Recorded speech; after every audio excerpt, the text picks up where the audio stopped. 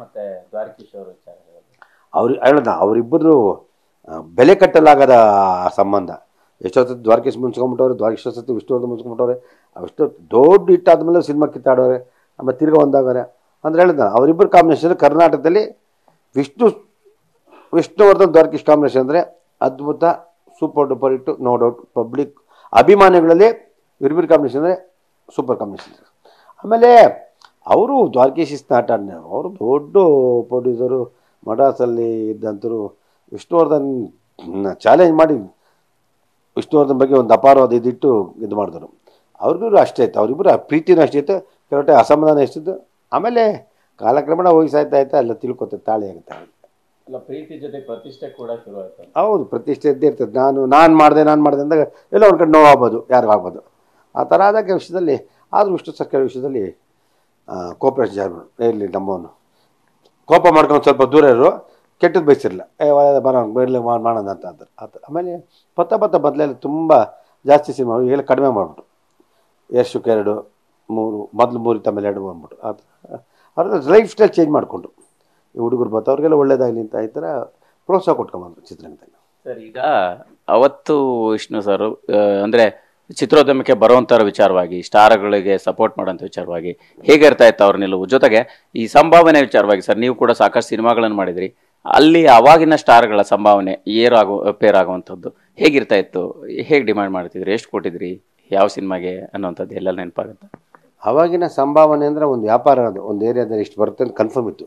ಚಿತ್ರದುರ್ಗ ಒಂದು ಏರಿಯಾ ಬರುತ್ತೆ, ಮೈಸೂರು ಇಷ್ಟು ಬರ್ತದೆ, ಬೆಂಗಳೂರು ಇಷ್ಟು ಬರ್ತದೆ, ಅಟ್ಲೀಸ್ಟ್ ಏನೋ ಬರ್ತದೆ ಒಂದು ಕನ್ಫರ್ಮ್ ಇತ್ತು, ಗ್ಯಾರಂಟಿ. ಅದಕ್ಕೆ ತಕ್ಕಂಥ ಸಂಭಾವನೆ ತೊಗೋತಿದ್ರು ಎಲ್ಲರೂ. ಅಂದರೆ ಒಬ್ಬ ನಿರ್ಮಾಪಕರು ಒಂದು 10-15% ಉಳಿಯೋ ಥರ ಅದ್ರ ಮೇಲೆ ಅದೃಷ್ಟ.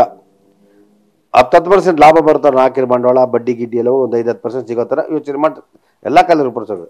ಇವಾಗ ಅದಿಲ್ಲ. ಇವಾಗ ನಾನು ಕೊಡ್ತೀನಿ ಹೆಂಗಾರು ಆ ಪಟ್ಟಿಗಿದ್ದಿಲ್ಲ. ಆ ವಿಷಯದಲ್ಲಿ ನಾಟ್ ಓನ್ಲಿ ವಿಷ್ಣುವರ್ಧನ್, ಹಿರಿಯ ಕಲಾವಿದರೆಲ್ಲರೂ, ಇವತ್ತಿನ ಕಲಾವಿದರು ಇದ್ದಾರೆ, ಕೆಲವರು ಇದ್ದಾರೆ ಪಾಪ. ಇವತ್ತು ಕಲಾವಿದರು ಕೊಡ್ತಾರೆ, ಇನ್ನು ಕೆಲವರು ಡೈಲಿ ವೇಜಸ್ ಕಲಾವಿದರಂತೂ ಪ್ರಾಣ ತಿಂದುಬಿಡ್ತಾರೆ, ಬಾಯಿಗೆ ಬಂದಂಗೆ ಕೇಳ್ತಾರೆ.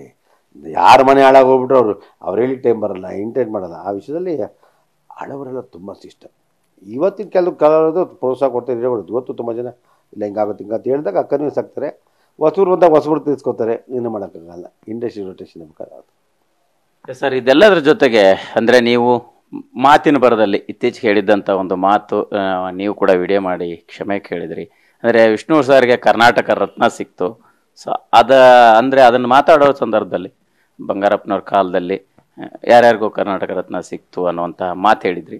ಅದಕ್ಕೆ ಹೇಗೆ ಸಮರ್ಥನೆ ಕೊಡ್ತೀರಿ ಅನ್ನೋಂಥದ್ದು? ನೋಡಿ, ಬಂಗಾರಪ್ಪರು ತುಂಬ ಬುದ್ಧಿವಂತರು, ತುಂಬ ದೊಡ್ಡ ವ್ಯಕ್ತಿ. ಅವ್ರು ಸಿನಿಮಾ ಮಾಡ್ಕೊಂಡು ತುಂಬ ಸಿನಿಮಾ ಬಗ್ಗೆ ಆಸಕ್ತಿ ತುಂಬ ಇತ್ತು. ನಾನು ಅವತ್ತೇನಂದರೆ, ನನಗೊಂದು ಸತಿ ಯಾರೋ ನಮ್ಮ ಮುಸ್ಲಿಮ್ ಅವರು ಒಂದು ಸತಿ ಹೇಳಿದ್ರು, ವಿಷ್ಣು ಸರ್ಗೆ ಈ ಥರ ಒಂದು ರಾಜ್ಯೋತ್ಸವ ಪ್ರಸಿದ್ಧಿ, ಅದಕ್ಕೆ ನಾನು ಕರ್ನಾಟಕ ರತ್ನ ನಾನು ಮಾತುಬಿಟ್ಟು ಯಾರ್ಯಾರು ಕೊಟ್ಟವ್ರೆ ಅಂದ್ಬಿಟ್ಟೆ. ಅದ್ರಲ್ಲಿ ರಾಜ್ಕುಮಾರ್ ರತ್ನ ಅಲ್ಲ, ಕರ್ನಾಟಕ ರತ್ನ, ವಿಶ್ವರತ್ನ ಅವರು. ಆಮೇಲೆ ರಾಜ್ಕುಮಾರ್ ದೊಡ್ಡ ಗುಣ ಅದರಲ್ಲಿ ಏನು ಅಂದರೆ, ರಾಜ್ಕುಮಾರ್ ಅನೌನ್ಸ್ ಮಾಡಿದ್ರೆ ರಾಜ್ಕುಮಾರ್ ತೊಗೊಂಡಿರಲಿಲ್ಲ. ಫಸ್ಟು ಕುವೆಂಪು ಅವ್ರು ಕೊಡಿ, ಕುವೆಂಪು ಅವ್ರ ಮನೆಗೂ ಕೊಟ್ಟು ಬಂದಮೇಲೆ, ಬಂಗಾರಪ್ಪರು ಕೊಟ್ಟು ಬಂದಮೇಲೆ ಆಮೇಲೆ ರಾಜ್ಕುಮಾರ್ ತೊಗೊಂಡ್ರು ಅಂತ. ಅವ್ರ ಬಗ್ಗೆ ಮಾತಾಡೋ ಅರ್ಹತೆ ನನಗೆ ಅಂತಲ್ಲ ಯಾರಿಗಿಲ್ಲ. Is one of the legend. ಇವತ್ತು ನಾವೆಲ್ಲ ಕೊರಗ್ತಿದ್ದೀವಿ, ಯಾಕೆಂದರೆ ಅವರಿದ್ದರೆ ಇವತ್ತು ನಮ್ಮ ಭಾಷೆ ಆಗಲಿ, ನಾಡಾಗಲಿ, ನುಡಿಯಾಗಲಿ ಎಲ್ಲ ಒಂದು ಇಡ್ತಾ ಇರೋದು. ಇವಾಗ ಕೇಳೋರಿಲ್ಲ, ಹೇಳೋರಿಲ್ಲ ಅವ್ರ ಬಗ್ಗೆ. ಅದನ್ನು ನಾನು ಅವತ್ತು ಕರ್ನಾಟಕ ರತ್ನ, ಕನ್ನಡ ರಾಜ್ಯೋತ್ಸವ ಪ್ರಶಸ್ತಿಯಿಂದ ಕರ್ನಾಟಕ ರತ್ನ ಅಂತ ತಿಳ್ಕೊ.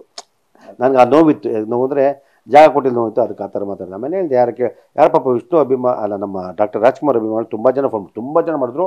ಏನು ಸರ್ ಎಷ್ಟು ಕ್ಲೀನಾಗಿ ಮಾತಾಡಿದ್ರು ನಿಜವಾಗ್ಲೂ. ಕೆಲವರು ಅಂತೂ ಜೆಂಟ್ಲಿ ಮನೆಗೆ ಮಾತಾಡೋದು, ಒಂದೆರಡು ಅದ್ರಲ್ಲಿ ತರಲೆಗಳು ಮಾತಾಡೋದು. ಅವನ ನಾನು ಹೇಳಿದೆ, ನೋಡಪ್ಪ ತಪ್ಪು ಬೇಕು ಅಂತ ಮಾಡಲ್ಲ. ಅದನ್ನೇ ಎಕ್ಸ್ಪೆಕ್ಟ್ ನಾನು ಕರ್ನಾಟಕ ರತ್ನ ಅನ್ನೋಕೆ ಕರ್ನಾಟಕ ರಾಜ್ಯೋತ್ಸವದು ಅಂತ ಮೈಂಡ್ ಬಂತು. ನಮ್ಗೆ ಯಾರೋ ಒಂದು ಸತಿ ಕೊಡ್ತೀನಿ, ಸಾರಿಗೆ ಹೇಳಿದ್ರು, ಬೈದರು, ಹಂಗೆಲ್ಲ ಏನು ಕೇಳಿಸ್ಕೋಬಾರ್ದು, ತಾನಾಗಿ ಬರಬೇಕು ಅಂತ ಆ ವಿಷಯದಲ್ಲಿ. ಆಮೇಲೆ ರಾಜ್ಕುಮಾರ್ ಬಗ್ಗೆ ಹೇಳೋ ಯೋಗ್ಯತೆ ನನಗಲ್ಲ, ಯಾರಿಗೂ ಇಲ್ಲ. ಕರ್ನಾಟಕ ರತ್ನ, ಕರ್ನಾಟಕ ರಾಜ್ಯದಲ್ಲೆಲ್ಲ ಅವ್ರಿಗೆ ನಾಟ್ ಓನ್ಲಿ ಕರ್ನಾಟಕ, ತಮಿಳುನಾಡು, ಆಂಧ್ರ, ಮುಂಬೈ ಎಲ್ಲ ರಾಜ್ಕುಮಾರ್ ಅವ್ರಿಗೆ ತುಂಬ ಗೌರವ. ಆಮೇಲೆ ರಾಜ್ಕುಮಾರ್ ಅಮಿತಾಬ್ ಬಚ್ಚನ್ ಸಿನಿಮಾದಲ್ಲಿ ಬಂದು ಎಷ್ಟು ಕೋಟಿ ದುಡ್ಡಿಗೆ ಆಸೆ ಬಿಡಲಿಲ್ಲ ಅವರು, ನಿಜವಾದ. ಆಮೇಲೆ ಆ ಬಗ್ಗೆ ನಾವು ಯಾರೂ ಮಾತಾಡಲ್ಲ. ತುಂಬ ಜನ ಅಭಿಮಾನಿಗೆ ಹೇಳಿದೆ, ತುಂಬ ಜನ ಖುಷಿ ಆಗ್ಬಿಟ್ರು. ಇಲ್ಲ ಸರ್ ನೀವು ಅಂದಿತ್ತು, ನೀವು ಅನ್ನಲ್ಲೇ ತಂದೆ ನಮಗೇನದೆ, ಆದರೆ ಒಂದು 2-3 ತರಲೆಗಳು ಒಂದಷ್ಟು 100 ಮಾತಾಡಿದ್ರು. ಹೇಳಿದೆ ಏನು ಮಾಡೋಕ್ಕಲ್ಲ, ಈಗ ಹುಚ್ಚು ಅಭಿಮಾನಿಗಳು ಇರ್ತಾರೆ, ಅವ್ರಿಗೂ ನೋವು ಬರ್ದಿಲ್ಲಪ್ಪ ಹಿಂಗಾಯ್ತು. ಆಮೇಲೆ ಕೆಲವು ಸುಮ್ಮನೆ ಆಗ್ಬಿಟ್ರು. ತಪ್ಪಿಲ್ಲ. ಆಮೇಲೆ ಅಂಥ ವಿಷಯದಲ್ಲಿ ನಾವು ಯಾರು ಮಾತಾಡೋಕ್ಕಿಲ್ಲ, ಮಾತಾಡೋಲ್ಲ. ಅದು ಭಾರತ ರತ್ನ, ಅದ್ರ ಬಗ್ಗೆ ನಾವು ರಾಜ್ಕುಮಾರ್ ಮಾಡಿದ ಪಾತ್ರ ಇಲ್ಲ, ಮಾಡ್ತಾ ಇಲ್ದಿರೋದು ಆತಿಲ್ಲ. ಆಮೇಲೆ ನಮ್ಮ ವಿಷ್ಣು ಸರ್ ಬಗ್ಗೆ ಅಪಾರವಾದ ಗೌರವ ಇತ್ತು, ಇವ್ರಿಗೂ ಅಷ್ಟೇ, ರಾಜಣ್ಣ ಅಂದರೆ ಅದೇ ಗೌರವ ಇತ್ತು. ಅದ್ರ ಬಗ್ಗೆ ಯಾರೇನು ಮಾತಾಡೋಂಗಿಲ್ಲ. ಆ ವಿಷಯದಲ್ಲಿ ಗ್ರೇಟ್. ಬಂಗಾರಪ್ಪರು ನಿಜವಾದ ಅವರು ತುಂಬ ತಿಳುವಳಿಕೆ ಇದ್ದಂಥ ನಮ್ಮ ಮುಖ್ಯಮಂತ್ರಿಗಳು. ಅವತ್ತು ಕೊಟ್ಟು ಅವತ್ತು ಕರ್ನಾಟಕ ರಾಜ್ಯೋತ್ಸವಕ್ಕೆ ರತ್ನ ಅಂದೆ, ಅದನ್ನು ನಾನು ಸಾರಿನ ಕೇಳಿದೆ ಅಷ್ಟೇ ಅಂತೇಳಿ.